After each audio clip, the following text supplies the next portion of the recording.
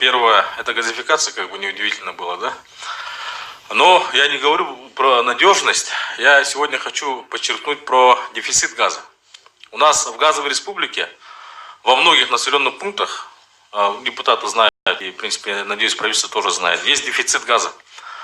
Из чего она состоит? Первое состоит из-за того, что в населенных пунктах у нас нету схем газификации, муниципалитеты не приняли программы газификации своих населенных пунктов.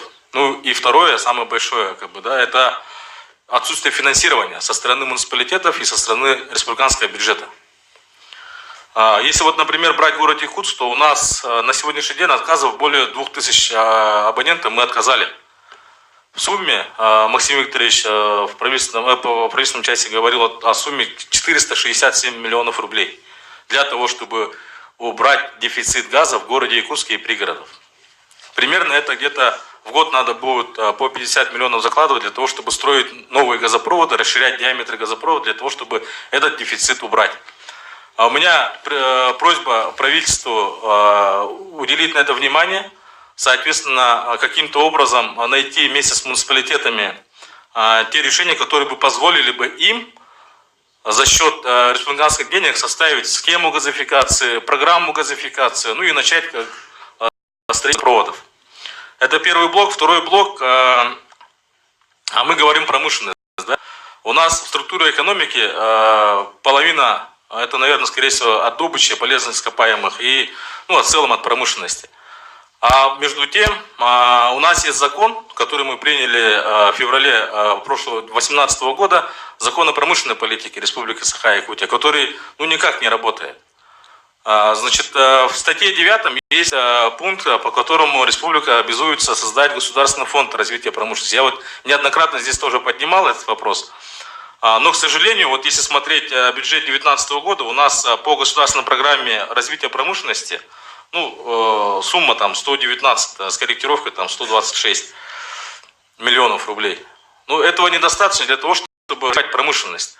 Мы когда вы все прекрасно знаете, что у нас есть программа местной кадры промышленность. Да? Когда мы в 2009-2008 году это начинали, первое это было профориентация, но она работает. Да? Второе это у нас трудоустройство, местные кадры промышленности, программа работает.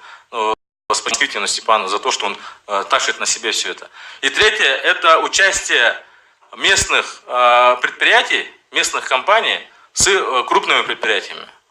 А для того, чтобы стимулировать наши местные предприятия взаимодействие с промышленными предприятиями, нужен этот фонд, для того, чтобы как-то им помогать по основным средствам там, и так далее. Поэтому очень большая просьба в 2020 году все-таки до конца 2019 года пересмотреть и в 2020 году все-таки реанимировать вопрос создания фонда развития промышленности Республики Саха-Якутия.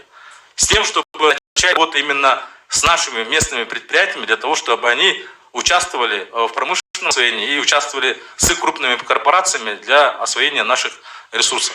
Спасибо. Павел Валерьевич, у нас есть же комитет по промышленной политике.